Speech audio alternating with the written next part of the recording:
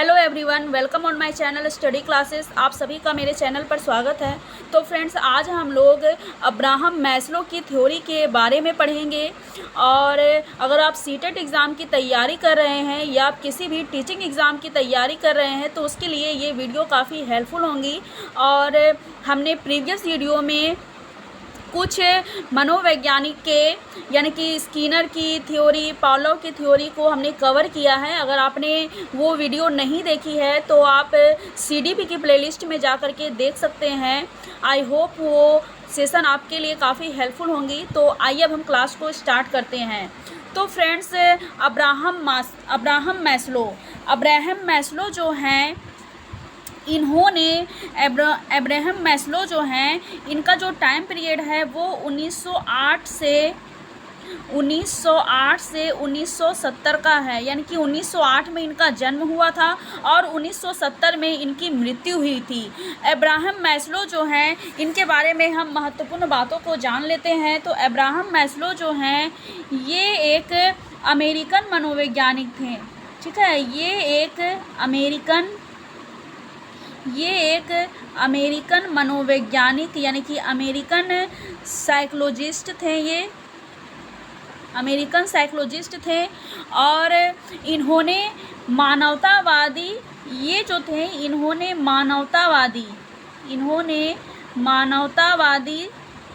एक मानवतावादी हैं। ठीक है, ये एक मानवतावादी हैं यानी कि ह्यूमनिज्म हैं। और ये जो हैं, इन्होंने व्यवहारवाद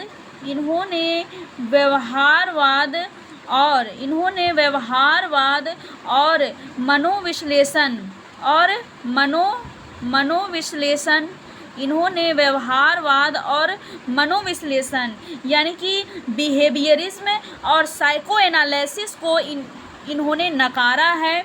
और इन्होंने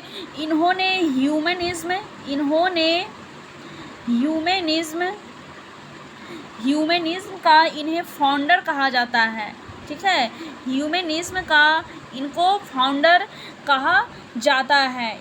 और इन्होंने मानवतावादी आंदोलन की शुरुआत कब की थी? तो इन्होंने मानवतावादी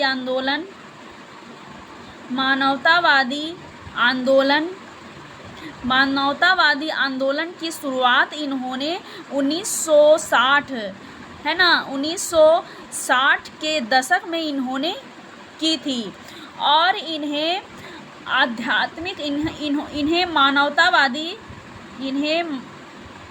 मानवतावादी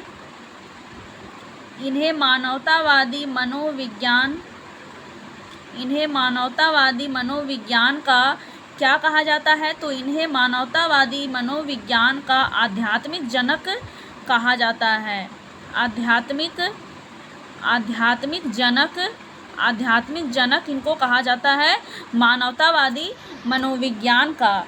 ठीक है, और मानवतावादी आंदोलन के इनके दूसरे जो समर्थक थे, इनके दूसरे जो प्रमुख समर्थक थे, मानवतावादी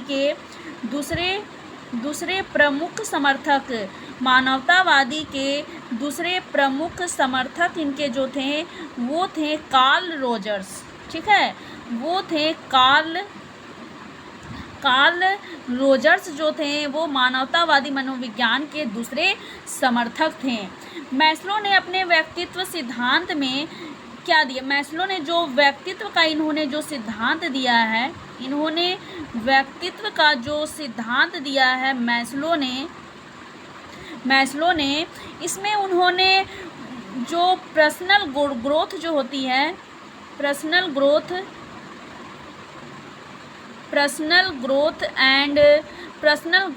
प्लस सेल्फ डायरेक्शन। ठीक है, personal growth and self direction की क्षमता पर इन्होंने काफ़ी बल दिया है। यानी कि व्यक्तिगत वर्धन और आत्मनिर्देशन। ठीक है, इस पर इन्होंने काफ़ी बल दिया है अपने व्यक्तिगत सिद्धांत में। आइए अब हम आगे देखते हैं। आगे मैस्लो जो हैं, मैस्लो को स्पिरिचुअल फादर कहा जाता है। ठीक है, मैस्लो को स्पिरिचुअल फादर स्पिरिचुअल फादर कहा जाता है, यानी कि आध्यात्मिक जनक कहा जाता है इनको, मानवतावादी मनोविज्ञान का। और इसके साथ ही साथ इन्होंने कौन कौन सी थ्योरी दी है, तो मैस्लो ने नीड की थ्योरी दी है। मैस्लो ने नीड थ्योरी यानी कि आवश्यकता का सिद्धांत, इसके बाद ह्यूमनिस्टिक थ्योरी, इसके बाद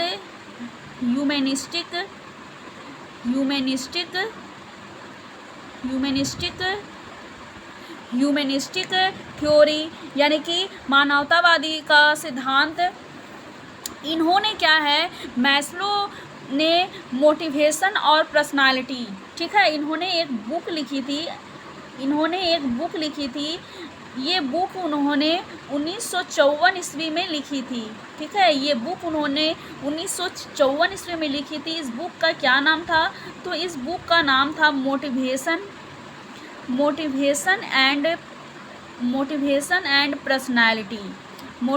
एंड पर्सनालिटी बुक को इन्होंने 1954 ईस्वी में लिखा था।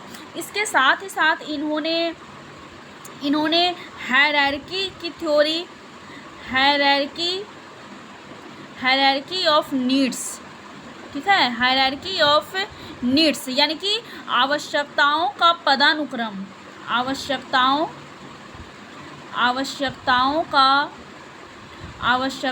का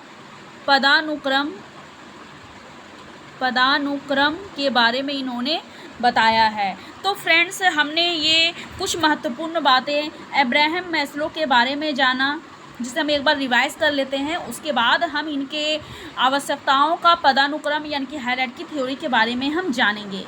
तो फ्रेंड्स, अब्राहम मैस्लो जो हैं, उनका जन्म 1908 ईस्वी में हुआ और 1970 ईस्वी में इनकी मृत्यु हुई। इसके बाद ये क्या हैं, ये एक अमेरिकन मनोवैज्ञानिक हैं और ये मानवतावादी हैं, यानी कि इन्होंने ह्यूमनिज्म पर ज़्यादा बल दिया है। इन्होंने व्यवहारवाद और मनोविश्लेषण, ठीक है, बिहेवियरिज्म और साइको एनालिज्म की इन्होंने आलोचना की है। इसके साथ ही साथ इन्हें ह्यूमनिज्म का फाउंडर कहा जाता है, ठीक है। और मानवतावादी आंदोलन की शुरुआत इन्होंने कब की थी, तो मानवतावादी आंदोलन की शुरुआत इन्होंने 1960 के दशक में की थी और इन्हें मानवतावादी मनोविज्ञान का आध्यात्मिक जनक यानी कि स्पिरिचुअल ऑफ फादर कहा जाता है। इसके बाद हमने देखा कि इसके दूसरे जो प्रमुख समर्थक हैं, यानी कि मानवतावादी मनोविज्ञान के दूसरे प्रमुख समर्थक जो हैं वो हैं कार्ल रोजर्स। कार्ल रोजर्स हैं, फिर ठीक है। फिर अब्राहम मैस्लो ने व्यक्तित्व सिद्धांत में किसकी बात की है, तो अब्राहम मैस्लो ने व्यक्तित्व का जो सिद्धांत है इसमें इन्होंने पर्सनल ग्रोथ यानी कि व्यक्तिगत वर्धन और सेल्फ डायरेक्शन यानी कि आत्मनिर्देशन पर इन्होंने काफ़ी बल दिया है।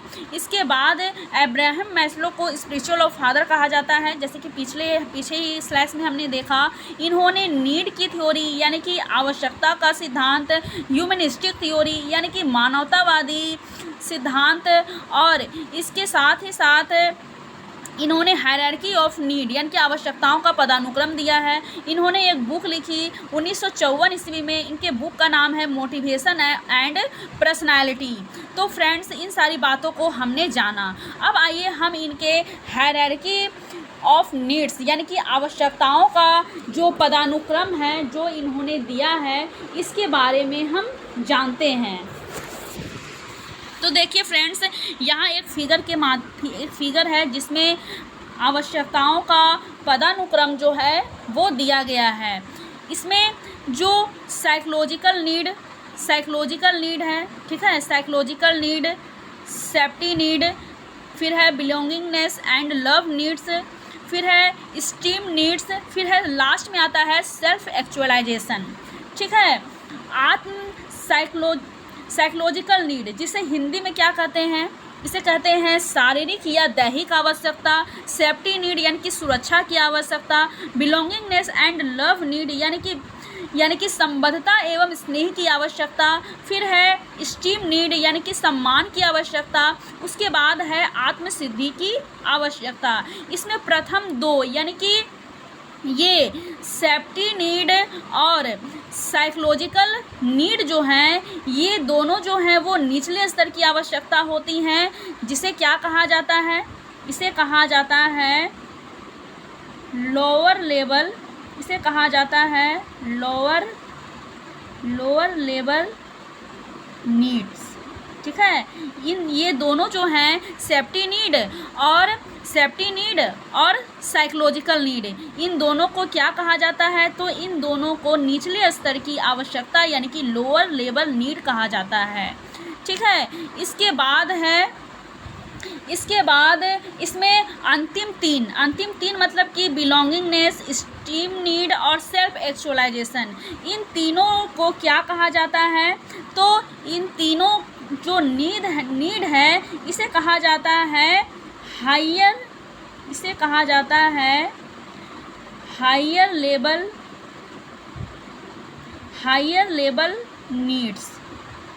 लेवल नीड्स यानी कि उच्च स्तरीय आवश्यकता।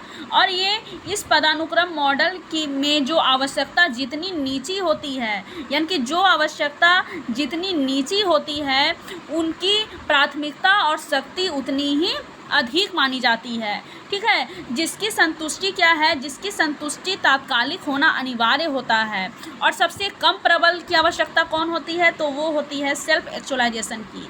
यहाँ तक बहुत कम लोग ही हैं जो पहुँच पाते हैं, लगभग मान लीजिए 2% लोग ही हैं जो सेल्फ एक्चुअलाइजेशन पर पहुँच पाते हैं। तो फ्रेंड्स, आइए अब हम इन सारी नीड्स को एक एक करके इसे विस्तार पूर्वक समझते हैं। तो पहला हमने क्या देखा, पहला है साइकोलॉजिकल नीड। ठीक है, पहला है फिजियोलॉजिकल।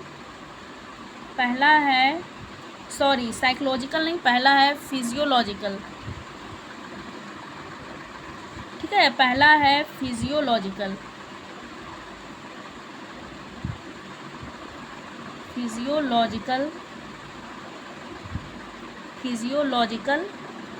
नीड्स यानी कि दैहिक या शारीरिक आवश्यकता।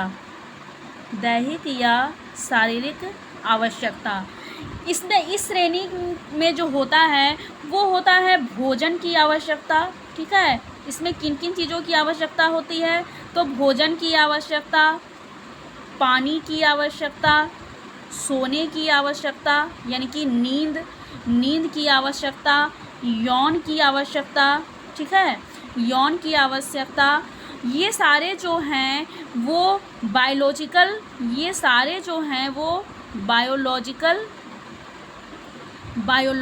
ड्राइव्स हैं। ठीक है, या ये सारे जो हैं वो बायोलॉजिकल ड्राइव्स हैं, यानी कि ये सारे जैविक प्रणोदन हैं जिसका सीधा संबंध प्राणी के जैविक संपोषण से होता है।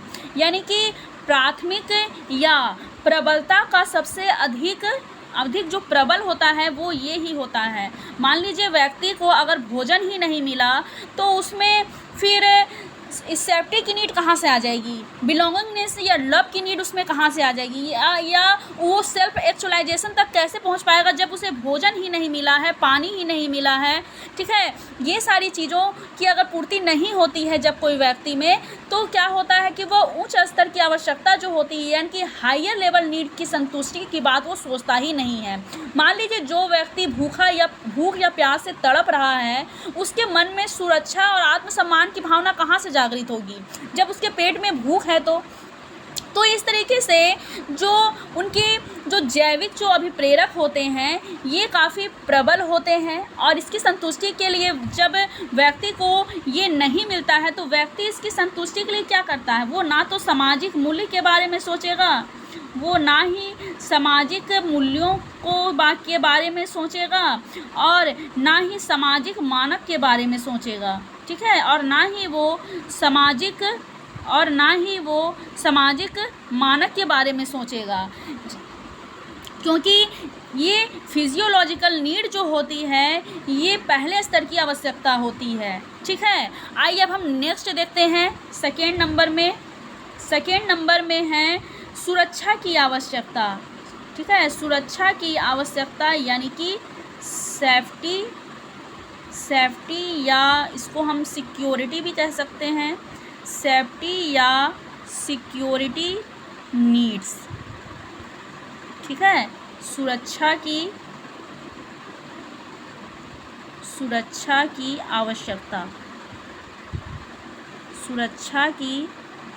आवश्यकता।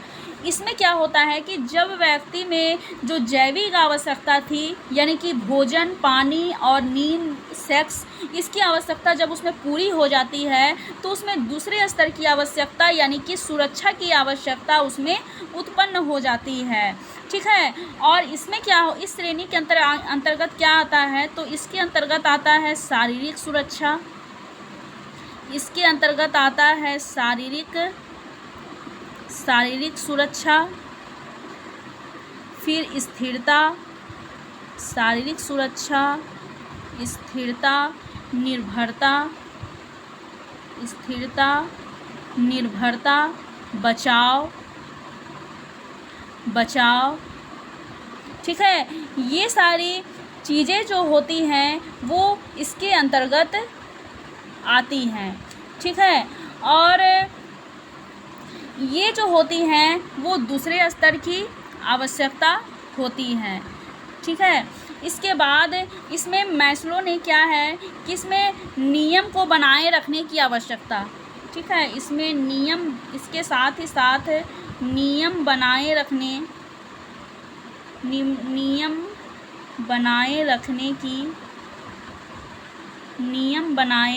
की आवश्यकता, नियम बनाए रखने की जो आवश्यकता है, ठीक है, वो इस श्रेणी के अंतर्गत आती है। यानी कि इस तरह की जो आवश्यकता है वो बच्चों में अधिक प्रबल होती है, क्योंकि बच्चों में ये जो आवश्यकता होती है वो काफ़ी प्रबल होती है, ठीक है। यानी कि सुरक्षा की आवश्यकता, क्योंकि वो अपने आप को अधिक निसहाय समझते हैं, ठीक है। जब वो छोटे होते हैं तो वो अपने आप को काफ़ी निसहाय समझते हैं या दूसरों पर आश्रित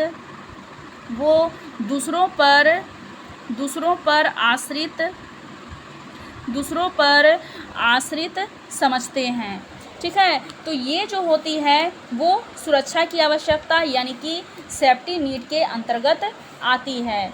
आइए अब हम नेक्स्ट देखते हैं तीसरे नंबर की आवश्यकता। तीसरे नंबर की आवश्यकता है बिलोंगिंगनेस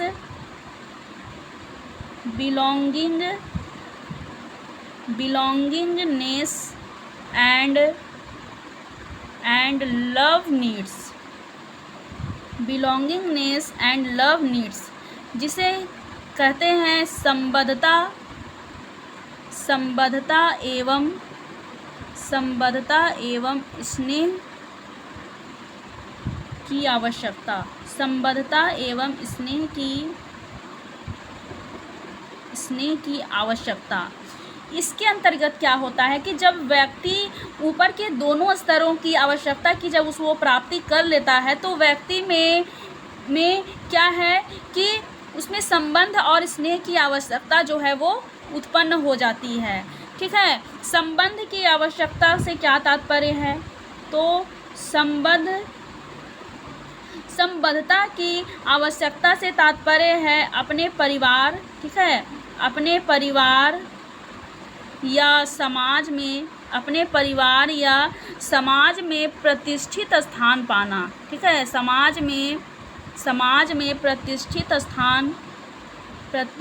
स्थान पाने की जो इच्छा होती है, प्रतिष्ठित स्थान पाने की इच्छा, ये जो होती है वो संबद्धता कहलाती है। और स्नेह की आवश्यकता क्या होती है, स्नेह की आवश्यकता का मतलब होता है कि दूसरों से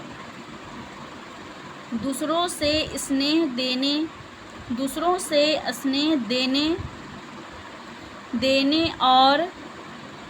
और दूसरों से स्नेह पाने की आवश्यकता, और दूसरों से स्नेह पाने की आवश्यकता, दूसरों से स्नेह पाने की आवश्यकता, ये होती है स्नेह के अंतर्गत, ठीक है। संबद्धता में क्या होता है कि व्यक्ति अपने परिवार और समाज में प्रतिष्ठा पाने की इच्छा रखता है, और स्नेह की आवश्यकता में क्या होता है कि व्यक्ति दूसरों को स्नेह देने और दूसरों से स्नेह पाने की इच्छा उसमें होती है, ठीक है। तो ये दोनों जो हैं वो संबद्ध एवं स्नेह की आवश्यकता के अंतर्गत आती हैं। इसमें जो स्नेह की जो आवश्यकता है वो कहीं ना कहीं मैस्लो ने इसे सेक्स से संबंधित किया है, ठीक है। यानी कि स्नेह की आवश्यकता जो है, यानी कि यौन जो है, यानी कि सेक्स जो है वो स्नेह की आवश्यकता को अभिव्यक्त करने का मात्र इसे एक तरीका बतलाया है। आइए अब हम नेक्स्ट देखते हैं। नेक्स्ट है फोर्थ नंबर है स्टीम नीड। फोर्थ नंबर में है स्टीम नीड्स, यानी कि सम्मान की आवश्यकता। सम्मान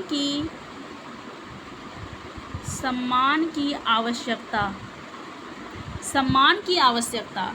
इसमें क्या होता है कि ये चौथे स्तर की आवश्यकता होती है, और सम्मान की आवश्यकता व्यक्ति में तब उत्पन्न होती है जब वो नीचे के तीनों श्रेणियों की आवश्यकता, ठीक है, नीचे की तीनों श्रेणियों की आवश्यकता, यानी कि शारीरिक आवश्यकता, सुरक्षा की आवश्यकता और संबंध एवं स्नेह की आवश्यकता को जब वो प्राप्त कर लेता है तो व्यक्ति में क्या है कि उसमें सम्मान की आवश्यकता उत्पन्न हो जाती है। इसमें क्या होता है कि व्यक्ति में सम्मान की आवश्यकता को मैस्लो ने दो प्रकार में बांटा है, ठीक है। सम्मान की आवश्यकता को मैस्लो ने दो प्रकार में बांटा है। पहला होता है आत्मसम्मान की आवश्यकता। पहला है आत्मसम्मान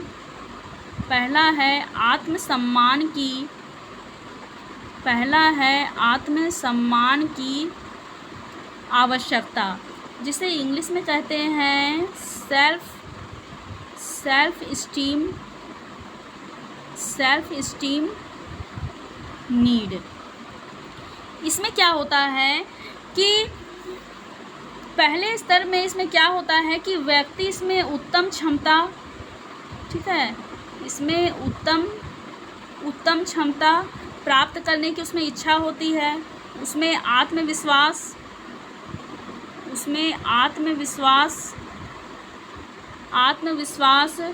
फिर व्यक्तिगत वर्धन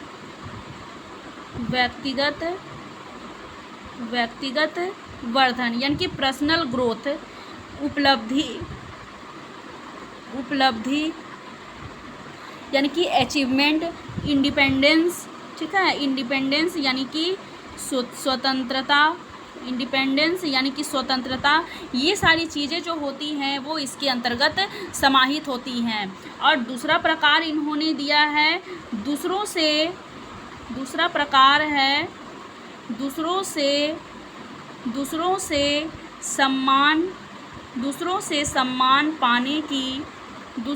सम्मान पाने की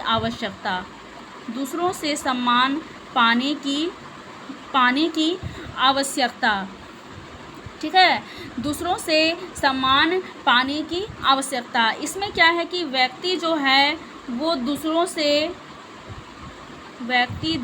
से सम्मान, पहचान, प्रशंसा, ध्यान, ये सारी चीज़ों को पाने की उसमें इच्छा होती है। तो फ्रेंड्स, अभी हमने देखा कि सम्मान की जो आवश्यकता है इसे मैस्लो ने दो प्रकार में बांटा है, जिसमें पहला है आत्मसम्मान की आवश्यकता यानी कि सेल्फ इस्टीम नीड। इसमें क्या होता है कि व्यक्ति उत्तम क्षमता प्राप्त करना चाहता है। व्यक्ति इसमें उत्तम क्षमता, आत्मविश्वास, व्यक्तिगत वर्धन, उपलब्धि यानी कि अचीवमेंट और इंडिपेंडेंस यानी कि स्वतंत्रता को प्राप्त करना चाहता है। फिर उसने दूसरा प्रकार जो दिया है दूसरों से सम्मान पाने की आवश्यकता। इसमें क्या है कि व्यक्ति दूसरों से सम्मान पाना चाहता है, पहचान पाना चाहता है, प्रशंसा, ध्यान, ये सारी पाने की इच्छा जो होती है वो इसके अंतर्गत आती है।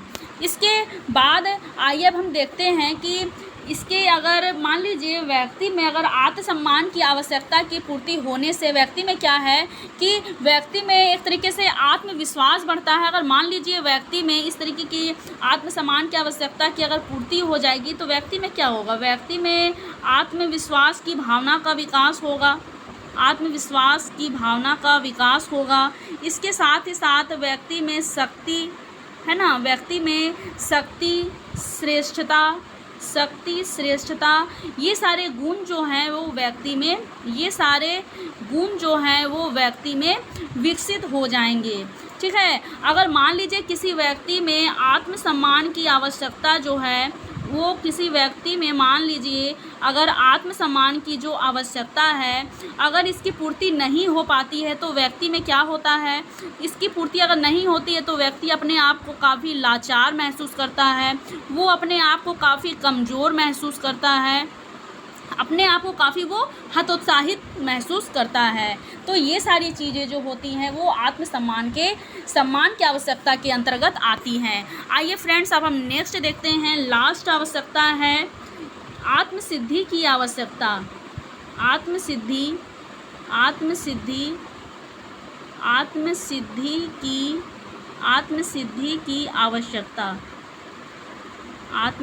की आवश्यकता, ये लास्ट आवश्यकता है जिसे इंग्लिश में कहते हैं सेल्फ एक्चुअलाइजेशन नीड। ठीक है, इसमें क्या है कि 2% लोग ही हैं जो यहाँ तक पहुँच पाते हैं। ठीक है, अधिकतर लोग यहाँ तक नहीं पहुँच पाते हैं और ये मैस्लो की अंतिम चरण की अवस्था है। यहाँ व्यक्ति तभी पहुँचता है जब नीचे के चारों स्तरों की जो आवश्यकता है जब इसकी पूर्ति हो जाती है तभी व्यक्ति यहाँ तक पहुँचता है, जिसे कहते हैं आत्मसिद्धि की आवश्यकता। ठीक है, आत्मसिद्धि की आवश्यकता जो होती है इसमें क्या होता है कि व्यक्ति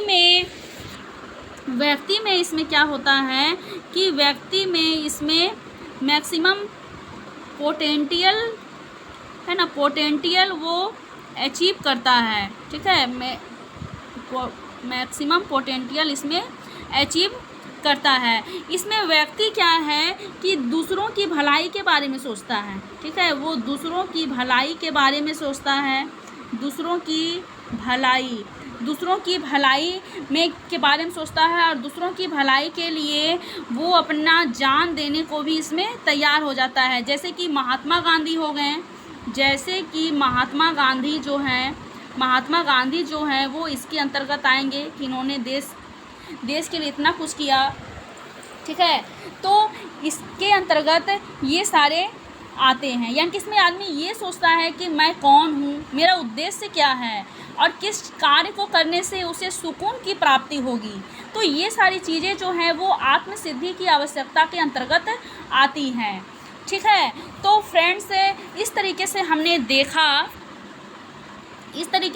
देखा कि मैस्लो ने अपने सिद्धांत में ये 5 तरह के जो सिद्धांत जो इन्होंने आवश्यकता का पदानुक्रम है ये दिया, जिसमें कि हमने ये देखा ये हायरार्की जो है इसमें पदानुक्रम का, जिसमें कि ये दोनों जो हैं सेफ्टी नीड और फिजियोलॉजिकल नीड। ठीक है, सेफ्टी नीड और फिजियोलॉजिकल नीड जो हैं इनको बेसिक नीड कहा जाता है। ठीक है, ये बेसिक आवश्यकता होती हैं। स्टीम नीड और बिलोंगिंगनेस एंड लव नीड इसे साइकोलॉजिकल नीड के अंतर्गत रखा जाता है और सेल्फ एक्चुअलाइजेशन जो होती है इसे सेल्फ फुलफिलमेंट नीड्स के अंतर्गत इसे रखा जाता है। जैसा कि फिगर में आप यहाँ देख रहे हैं कि फिजियोलॉजिकल नीड में आता है फूड है, भोजन है, रेस्ट है, ये सारी चीज़ें हैं। सेफ्टी नीड में है सिक्योरिटी की भावना, बिलोंगिंगनेस एंड लव नीड में है रिलेशनशिप, फ्रेंड्स इसके अंतर्गत आते हैं। स्टीम नीड इसमें जो है वो फीलिंग्स जो हैं वो आती हैं, साइकोलॉजिकल नीड्स हैं और सेल्फ एक्चुअलाइजेशन। ठीक है, यानी कि सेल्फ फुलफिलमेंट नीड इसके अंतर्गत इसमें 2% लोग ही हैं जो इस तक पहुंच पाते हैं। ठीक है, बहुत कम लोग हैं जो आत्मसिद्धि की आवश्यकता तक पहुंच पाते हैं। तो फ्रेंड्स इस तरीके से हमने आज मैस्लो की थ्योरी को पूरा कवर कर लिया है, ठीक है। मैस्लो की थ्योरी को हमने पूरा कवर किया। आई होप आपको ये सेशन अच्छा लगा होगा, क्योंकि इससे एग्ज़ाम में क्वेश्चन आते ही आते हैं। अगर आप थ्योरी को पूरे डिटेल से समझेंगे, जानेंगे, तो आपको क्वेश्चंस को करने में कोई भी समस्या नहीं होगी। और आप अपने नोट्स को खुद तैयार करें। मैंने यहाँ बोर्ड पर लिखा है, उसको आप खुद अपने हाथों से लिखें, अपने नोट्स को तैयार करें। और इसमें एक क्या है कि अगर आप अपना खुद का अगर नोट्स को अगर आप तैयार करते हैं तो उससे बेस्ट और कुछ भी नहीं होगा। तो फ्रेंड्स इस तरीके से आज हमने जो मैस्लो की जो थ्योरी है इसको आज हमने कवर कर लिया है। आई होप अगर आपको सेशन अच्छा लगा हो तो आप इसको लाइक शेयर ज़रूर करें। अगर आपने मेरे चैनल को सब्सक्राइब नहीं किया है तो आप मेरे चैनल को सब्सक्राइब कर सकते हैं। इस चैनल पर हम टीचिंग एग्ज़ाम की तैयारी करते हैं, चाहे वो सीटेट हो, UP TET, MP TET, KVS, super TET की इसमें प्रिपरेशन कराई जाती है। तो आप मेरे चैनल के साथ जुड़कर अपनी तैयारी को पूरा कर सकते हैं। तो फ्रेंड्स हमने अभी हाल फिलहाल में हमने पावलोव की थ्योरी, स्किनर की थ्योरी और आज हमने मैस्लो की थ्योरी को कवर कर लिया है। मैं डिस्क्रिप्शन बॉक्स में CDP की प्लेलिस्ट को डाल दूंगी, जिसमें कि अगर आपने मेरी प्रीवियस वीडियो को नहीं देखी है तो आप जा कर के वहाँ देख सकते हैं और अपना प्रॉपर आप नोट्स को तैयार कीजिए और आप अपनी एग्ज़ाम की तैयारी में लगे रहिए, क्योंकि एग्ज़ाम के फॉर्म्स जब आएंगे तो आएंगे ही, लेकिन आप अगर तैयारी में अगर आप अभी से लगे रहते हैं तो आपका एग्ज़ाम ज़रूर क्लियर होगा। और CDP जो हो, सीटेट के एग्ज़ाम में CDP जो है वो मोस्ट इम्पॉर्टेंट पेपर है, ठीक है। अगर आपका CDP अगर अच्छा हो जाता है तो आपका समझिए कि पेडागोजी बहुत ही अच्छा हो जाएगा, ठीक है। तो आप CDP पर ज़्यादा जोर दें, क्योंकि ये ऐसा सब्जेक्ट है जिसमें आप 30 में से 30 नंबर आराम से ला सकते हैं, ठीक है। और CDP से आप एक ऐसा सब्जेक्ट है, अगर इसको आप अच्छे से अगर समझ लेते हैं तो इससे आसान और कुछ भी नहीं है। तो फ्रेंड्स इस तरीके से आप अगर मेरे क्लास से जुड़े हुए रहते हैं तो आई होप आपका जो एग्ज़ाम है वो क्लियर होने में काफ़ी मदद हो पाए। तो आई होप आपको सेशन अच्छा लगा हो। अगर लगा हो तो आप इसे लाइक शेयर ज़रूर करें। आज के लिए बस इतना ही। Thank you so much.